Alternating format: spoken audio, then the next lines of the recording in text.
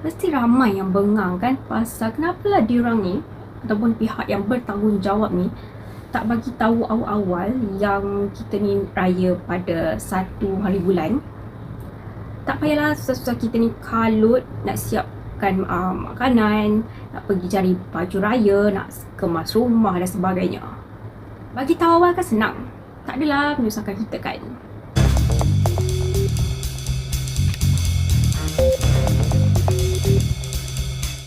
Hello guys, welcome back to my channel.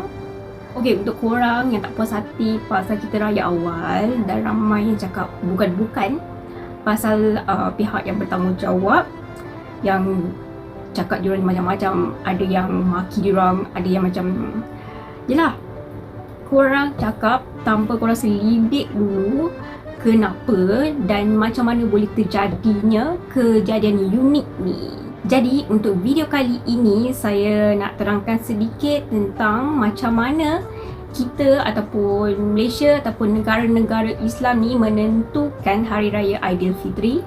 Dan saya nak ceritakan satu lagi peristiwa yang unik yang mungkin korang tak tahu. Tanpa kita buang masa, jom.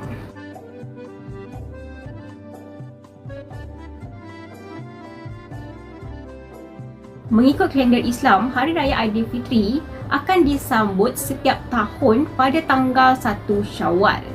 Dan Hari Raya Aidilfitri merupakan hari yang dinanti-nantikan oleh umat Islam sebagai hari kemenangan setelah sebulan berpuasa di bulan Ramadan.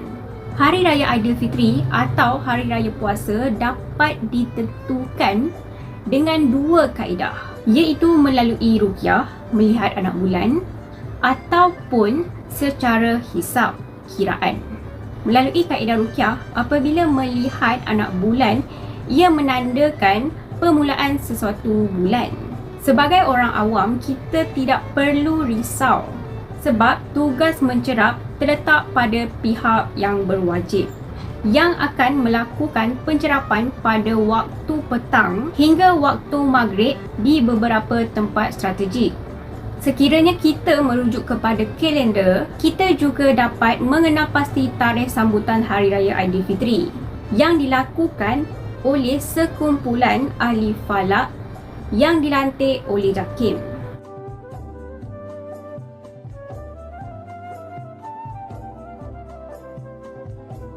Di negara jiran kita, Indonesia, sambutan hari raya di sana kadang kalanya berbeza mengikut tempat kerana terdapat perbezaan fahaman atau pengikut di sesetengah kawasan tersebut.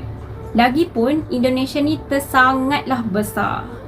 Tetapi di Malaysia, kekeliruan seperti ini mungkin tidak berlaku kerana tanggungjawab membuat pengisytiharatan ini terletak pada bidang kuasa Majlis Raja-Raja. Perkara ini telah dipersetujui di Majlis Raja-Raja dalam mesyuarat kali yang ke-92 yang menetapkan bahawa pengumuman mengenai sambutan Hari Raya Aidilfitri terletak di bawah bidang kuasa Majlis Raja-Raja dan bukanlah kerajaan negeri. Dengan persetujuan ini, maka tidak ada lagi perbezaan dan pencagahan tarikh antara negeri-negeri di Malaysia. Tetapi kalau terjadi, mungkin kerana keadaan cuaca yang membuatkan anak bulan sukar dilihat.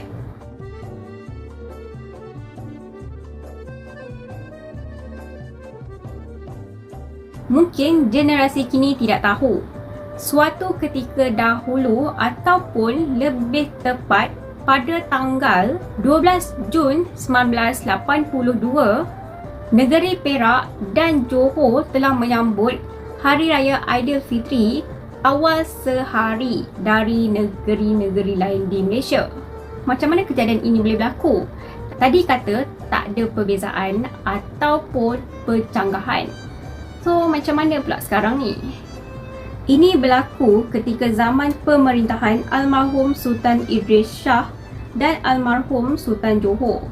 Semuanya bermula apabila sekumpulan nelayan dari laut mendakwa telah melihat anak bulan dan berita itu dengan sangat pantas telah tular dalam kalangan penduduk.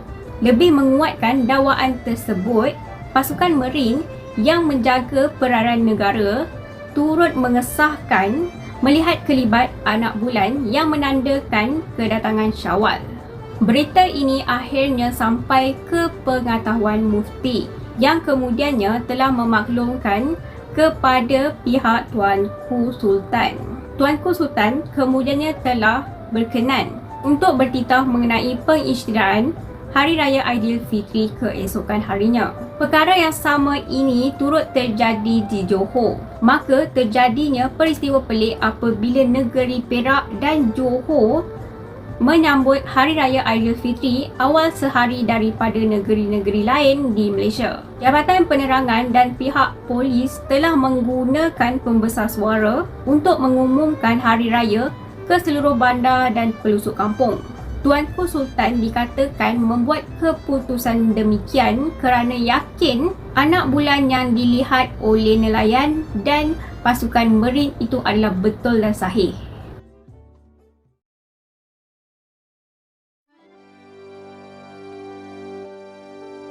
Macam mana dengan negeri-negeri lain? Masa tu bukanlah negeri Perak dan Johor saja yang kecoh. Negeri-negeri lain di seluruh Malaysia pun kecoh. Terutamanya penduduk yang tinggal di sepadan antara negeri macam di Tanjung Malim yang terletak di negeri Perak tetapi bersempadan dengan negeri Selangor. Bayangkan keadaan panik ibu-ibu, makcik-makcik, nenek-nenek yang mendengar pengumuman tersebut. Yang kebiasaannya juadah hari raya seperti rendang, lemang dan sebagainya akan disediakan pada malam hari raya. Akibat pengumuman ini, mereka mungkin belum bersedia kerana menyangka mempunyai satu hari lagi untuk berpuasa. Pada masa itu, peristiwa unik ini dikatakan akan terjadi satu kali itu je dan tak akan berulang dah. Okey, peristiwa yang saya ceritakan ini adalah kesilapan mungkin nelayan ataupun pasukan Marine tu yang mungkin tersalah tengok anak bulan ke ataupun dia tengok tak bintang ke, dia ingat anak bulan ke. Lepas tu bila dia dah bagi tahu orang yang bertanggungjawab pun bukanlah nak pergi cek ataupun yelah buat apa-apa. Yelah mungkin zaman tu tak ada lagi teknologi yang canggih dan sebagainya lah. Tetapi apa yang terjadi pada tahun ini, ia bukanlah salah sesiapa pun. Sebab benda ni dah tertulis dan benda ni adalah kuasa Tuhan. Tuhan je yang tahu. Ini diriwayatkan oleh Ibnu Umar, sesungguhnya kami umat yang buta huruf, tidak tahu menulis dan tidak tahu mengira, bulan adalah sekian-sekian, iaitu sesekali 29 hari dan sesekali 30 hari. Sahih Bukhari. Cendekiawan Islam iaitu Dr. Yusuf Al-Qaradawi dah menjelaskan 3 cara untuk menentukan awal bulan. Pertama, kaedah ruqyah, cara cerapan anak bulan. Kedua, kaedah istimal. Bila kita tak nampak anak bulan, jadinya disempurnakan bulan itu kepada 30 hari. Contoh, cukup 30 hari Ramadan, maka esoknya raya. Ketiga, kaedah hisab, buat kiraan astronomi. So, Malaysia guna yang mana? Of course lah, Malaysia ni akan gunakan jalan yang paling terbaik, iaitu kaedah ruqyah dan kaedah hisab. Biasanya ada 3 alat yang digunakan untuk mencerap anak bulan di Malaysia, iaitu teleskop, kamera DSLR dan komputer riba. Kalau imej anak bulan berjaya dilihat melalui teleskop dan kamera DSLR, maka anak bulan pun akan kelihatan dalam skrin komputer riba. Jadinya, pencerap kena tengok imej dalam komputer itu untuk tentukan sama ada betul atau tak ada anak bulan.